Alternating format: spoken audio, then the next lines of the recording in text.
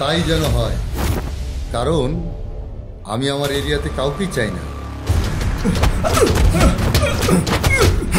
Boss, I am king of my kingdom. এই চল তোরা।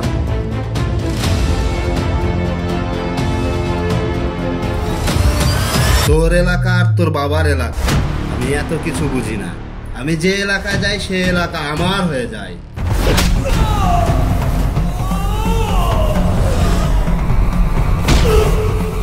ভালোই ভালো বলতেছি, জায়গাটা খালি করে দেন, নইলে অনেক কিছু করে ফেলবো।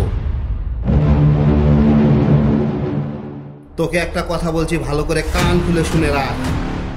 আশরাফ সাহেবের বাড়ি পাওয়ার আগেই তোর নিজের কোনো অস্তিত্ব থাকবে না।